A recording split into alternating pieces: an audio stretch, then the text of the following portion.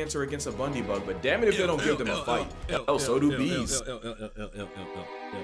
Having the same grocery list. Also, foxes will. Okay, fox versus owl. That's a crazy matchup. Like, yo, so we got the greatest rivalries in the animal kingdom. Let's see what they talking about. Hey, it's me. Yo, what you want to do? What you want to do? Scared? I ain't never been stand on scared. business. Stop, good. You know how much generational hatred it takes to rather have an op alive and crippled than just dead and out the way? It's easy for us to forget, but for most animals, nature's a jihad from the jump, a gauntlet of grotesquerie, where if you die of old age, you're a spoiled minority. And with millions trying to survive at the same time, that can only lead to one thing: beef.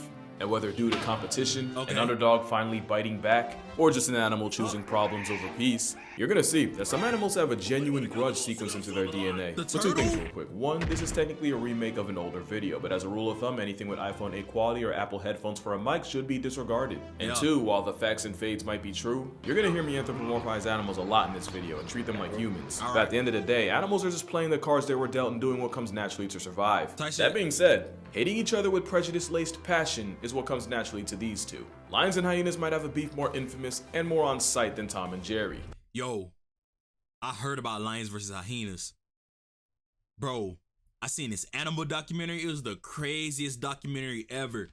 So basically, this lion, right? He had a brother and he pushed him off the ledge, right? And so then his little cub had walked up and seen he was dead. He was like, Dad, no. And so then the other lion that had pushed him off, he had a bunch of hyenas come in, right? And take over all the lion's things. And so basically the little cub had ran away and he was pussy and he had scared. So then he had went with these little freaking meerkat thingies and this big ass warthog and they started singing and dancing. And then he had came back. And then when he came back, it was this monkey. They was like, oh, you didn't learn the way. They would just the way. Hey. And so then he had came back. And then after he did that, and then he had kicked all the hyenas out. And then the hyenas had ended up eating the brother at the end. And it was crazy, bro. It was the craziest documentary. I forgot where I seen it, that type shit. You might not be able to find it now. It's one that involves spawn killing, Jujutsu Kaisen level jumpings, calorie jacking, on both sides mind you, and the aforementioned handicapping. Lions and hyenas have generational beef that's been marinating for as long as they've been alive, and it's all thanks to the power struggle between an overgrown Afro kitty and a maligned mongoose on steroids. In some places, lions sit at the top, and in others, the Serengeti laugh track's the dominant predator. Now, I'm not gonna sit here and pretend I don't have a bias, but there are no good guys or bad guys. Both are apex predators that start off life as pint-sized cubs just trying to survive the brutal RNG of life. Something I truly wish on none of you. Lord of the Beast ain't a game you want to play, but maybe Beast Lord is. Beast Lord the New Land is an animal-themed strategy mobile game with not only vivid level designs and a dope aesthetic, but more than 500 animals you can add to your party. So hold on, let me give you some lore. So because of a sudden change in climate and your previous home now being unlivable, you, the Beast Lord, have to find a new place to build your kingdom. But before you do anything, first, you gotta pick a lord. Basically the point guard of the pack, the quarterback of the creatures, the one that's gonna lead y'all to the promised land. You can choose to be a collector, an invader, or a developer. Or do I want to be a monkey? No. What if I want to be a monkey? Names kind of speak for themselves, but as a collector, your job is gathering resources for your colony while also Euro-stepping danger. Maybe you're a klepto that rises to high pillaging and plundering pirate style, in which case you probably identify as an invader. Or you might just be a visionary developer, forging empires and crafting alliances that shape the very landscape of the game. Speaking for the newbies, you're probably going to want to go with collector, since that just means more resources early on. That is if I'm being strategic. If I'm being a menace, you'll definitely see me as an invader. Either way, whatever you choose is going to decide the fate of your entire kingdom. But no pressure, have fun with it. And to make sure you do, Beast Lord's got an exclusive offer. Use the code BL777 to score free startups and resources you're gonna be glad you had. So to join the 10 million that already have, make sure you go ahead and download Beast Lord the New Land using the link in the description and start writing your Beast Lord story today. But if you're a lion cub, there's about a coin flip chance your story ends before the first chapter, and the laugh happy Vice trap has a lot to do with it. And obviously, Vice very much versa. But what if I told you this filiform family feud ain't even the worst beef lions have to deal with? You lose tough points when it takes 10 of you to press one of them. Nah, but the real roadblock to this panther's pursuit of happiness? The animal so vindictive, folks nicknamed it Black Death and Widowmaker. Cape buffaloes stand on business, and they'll trap lions in trees for hours, and they'll even hit an Uno reverse and hunt the hunter. And with herds that can reach quadruple digits, they'll more than weaponize the power of friendship. Say what you will, I've never seen a hyena make a lion look like that.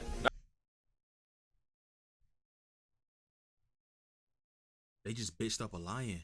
Not to mention they'll play keep away with a lion cub, and it's all thanks to mobbing. And mobbing's exactly what you see here, and it's fueled by the beef between a rogue stealth assassin build without the bulk or squad advantage of lions and hyenas, and a highly intelligent, highly social tank of a primate. Divided, baboons are leopard lunch meat. United, and the leopard gets folded like an omelet. You know it's an iconic beef when the kids are involved, and both leopards and baboons will kidnap the young of each other. With leopards, some say it's a chess play to bait the baby's bigger, meatier parents, while baboons have enough foresight to cancel a cub before it can grow up into a problem. That's not the only theft they commit. Baboons are underrated predators that'll turn a gazelle baby shower into a homicide and a happy meal, which means baboons aren't above pocket picking other predators, which makes it wild hypocritical that the same malice monkeys will ruin leopard hunts with an alarm call to warn their prey. It takes a special level of hatred to bread block a predator on the hunt. It's like how we used to think humpback whales were the guardians of the sea for saving other animals from killer whales. Whole time it's an ancestrally traumatized cetacean going out of its way to interfere with orca hunts to make sure the zebras go home hungry. You see, the whale killers will often murk baby whales, and the humpback hood does not let that slide. And it's not just on sight, any sense is an invitation. One time a pair of spite-powered humpbacks sabotaged a group of orcas after a gray whale calf and proceeded to harass them for 6 hours straight. Seals, sunfish, and apparently even penguins have benefited from the beef. As the humpback motto states, no orca alive shall prosper. 6 hours? That's on pause. It might seem like the leopard gets grief for religious beef. Just know when the lights go out, it's a different story.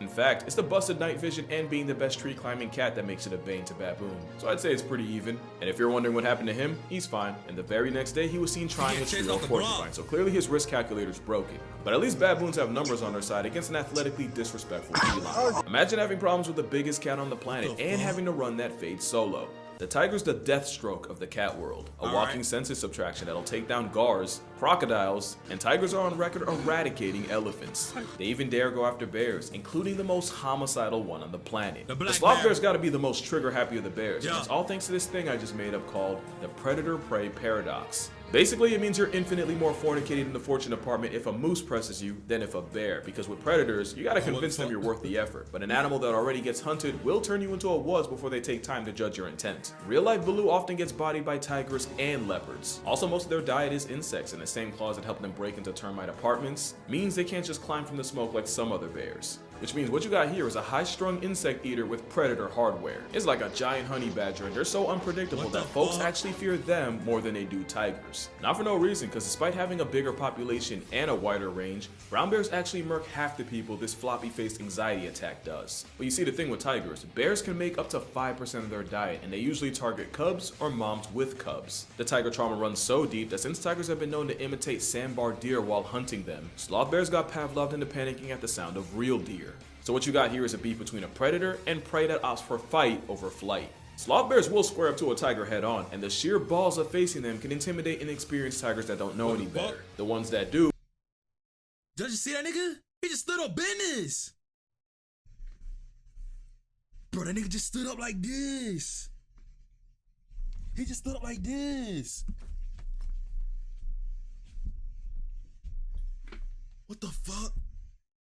Who prefer to catch them slipping at the termite mound, ambushing the sloth bear and going for its neck. Because once a slothy has to grapple with a giant house cat, it's up for him. But even then, the equalizer of Asia better come correct, and sloth bears instinctively go for the face, and even in a losing effort, the bear can cripple the tiger. Especially when it's a mother ready to die about her baby. And I was not kidding, put the aggressive Volca in a higher weight class and lions would have the same problems. And like any great beef, both sides have a healthy level of respect and fear, where sloth bears usually avoid tigers, and tigers are generally wary of bears. Meanwhile, the next beef has one animal literally praying they don't run into each other. 2020 had a lot of headlines, so many that you probably forgot the murder hornet subplot. These were Asian giant hornets, and they are pretty much Black Air Force energy in the form of a bug. Their sting is sharp enough to poke through gear beekeepers normally wear, and their finishing move literally involves decapitating their prey with their mandibles. In Japan, these homicide hornets knock off 30 to 50 people a year, and it's not just people getting put on shirts. They also severely bully bees, and unlike bees, they can sting multiple times, can deliver 10 times the venom,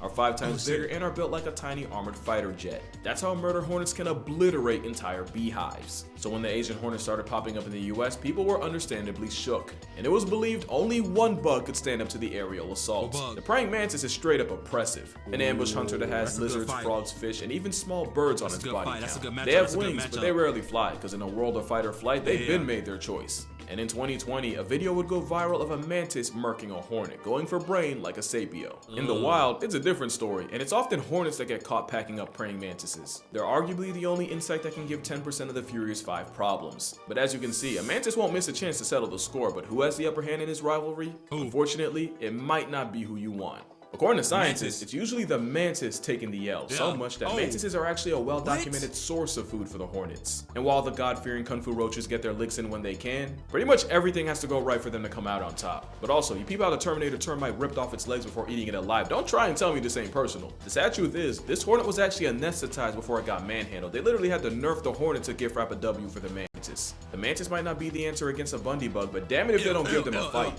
Oh, so do bees.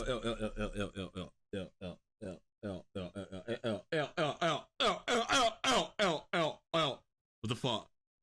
What the fuck, bro? Because honeybees have been known to swarm an offending hornet and vibrate so hard, they literally cook the wasp alive. And while both bees and mantises get their moments, this is the first beef to have human intervention. But it's not like the next beef, which was 100% caused by humans. The heaviest snake on the planet is the green anaconda, and the second heaviest is currently slithering all over Florida. The Burmese python can measure nearly 20 feet long, weigh up to and over 200 pounds, and kills anything from dogs to deer to birds to bobcats. Normally you'd have to go to Southeast Asia to see them, but thanks to Florida's fetish for f***ery, along with illegal pet releases, the same predator that puts the noose in nuisance is now a legitimate part of the population. They were first seen in the Everglades in 19... Bro. If I see a snake slithering across the road, and my lady tell me to pick it up, Tippy, her and the snake is gonna be left on the side of the road. G-shit. 1979. Today, they're hundreds of thousands strong. There's even a theory that in 1992, Florida folded to Hurricane Andrew, which leveled a python breeding facility and allowed them all to escape. Today, it's believed that for every one python that gets sighted, there's hundreds if not up to 1,000 that don't. And with 30,000 So we live in Jurassic Parks with snakes down here in Florida, bro. What the fuck? sightings from 2008 to 2010. Safe to say Florida's officially finding out. The problem is, back in Burma, they have tigers and leopards to keep them in check. But here, there's only one animal that can hope to stop them. Alligators are a prehistoric assault weapon, and on the lair, they've been known to murk cougars and black bears. And as predators without prejudice, they'll hold on, not alligator versus snake. That might be a good matchup also feed on smaller snakes like the python. That's not a the small problem is, snake, once bro. pythons get big enough, they'll eventually spin the block and cook gators. So now what you got is a sledgehammer with teeth and a leather straitjacket in an arms race constantly trying to eat each other. And I'm still not doing the beef justice. When the Bane of Burma swallows an alligator, its body goes into overdrive. Its heart rate increases, organs like its heart, kidneys, and liver all get bigger, and its metabolism hits another gear. Not only can a python digest a whole alligator in only a week, if Dr. Steven Secor of the University of Alabama is right, it actually takes less energy for them to down a gator than other options like rats or pigeons. I bet you think that's metal. Wait till you hear what he pulls. Because pythons will actually read their victim's heart rate while squeezing them to death, so they know when to stop. Problem is, alligators can slow their heart rate all the way down to 2 to 3 beats a minute. This means the snake can end up calling it too soon and prematurely start swallowing the gator alive, only for it to struggle hard enough to bust through the snake like a messed up jack-in-the-box. Well, they both died, but nothing says beef more than if I'm going down, best believe death taking this 2 for 1. That's how ugly competition can get. And this is the other side. Foxes and owls have no love lost, and it's for the classic reason of them pretty much having the same grocery list. Also, foxes will... Okay, fox versus owl, that's a crazy matchup. Like, where did this beef even start? Nigga, you live in trees. How can a fox and an owl have beef? Swipe owl chicks, and some owls like the eagle owl will murk them right back. But it's the snowy owl and the Arctic fox that run into each other the most, especially with the white Air Force building nests on the ground and foxes being willing to steal from anyone. Most of the time though, it's a lot of this, a lot of posturing and a whole lot of hold me back. Whether it's an owl-fox feud or a reptile dysfunction, most animal rivalries just start with them trying to put food on their plate. But what about a beef between animals working together? Octopus will straight up deck fish in the face, and according to science, it's a case of workplace assault. Octopus and fish like groupers often team up to hunt, since the octopus can chase prey through coral crevices, and if the prey tries to do the race in open water, they get got by the grouper. You see 2 problems. 1, in a partnership, someone's bound to get shorted, and 2, octopus are smart enough to hold grudges and just do stuff out of spite. An octopus named Truman decided he wasn't rocking with one of the researchers, so every time he'd see her, he'd give her the old siphon saltwater shower. Eventually she would go off to college and then come back months later to visit, and at that he just squirted on her. Octopus just squirted on her. At that point, Truman hadn't been on disrespectful timing in a minute. Yeah, that streak ended the moment he saw her, as he super soaked her on sight. So octopus that feel like they're getting cheated in a partnership are much... So octopus that feel like they're getting cheated in a partnership It's gonna squirt on them. More likely to get punchy.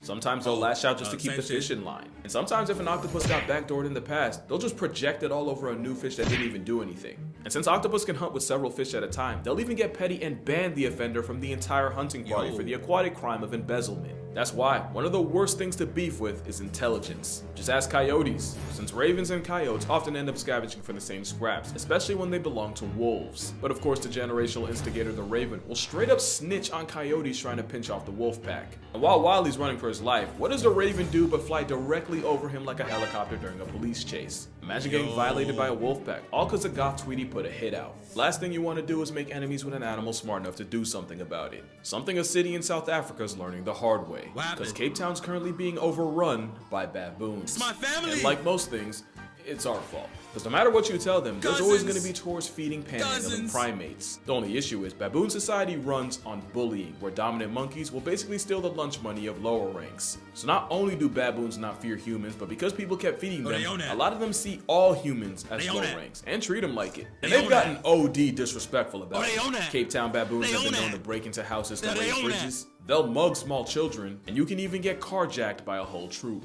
Thanks to the Cape Nation. Oh my God. The monkeys live in GTAV. They live in GTAV. Conservation Laws Amendment Act, it's illegal to feed, trap, poison, or kill the monkeys, meaning these habitual line steppers are above the law. In 2011, a man went to court over shooting a baboon after he said 8 of them broke into his kitchen and started attacking him and his wife. But with thug monkeys also stealing crops, some people said it and started fighting back. And not only do the monkeys end up getting hurt or murked, it only makes the baboons lash out even harder. That's not the dental of an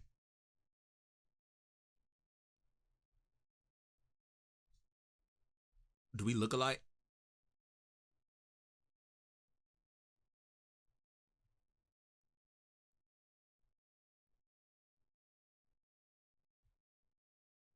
Fucking cousin. An animal you want problems with.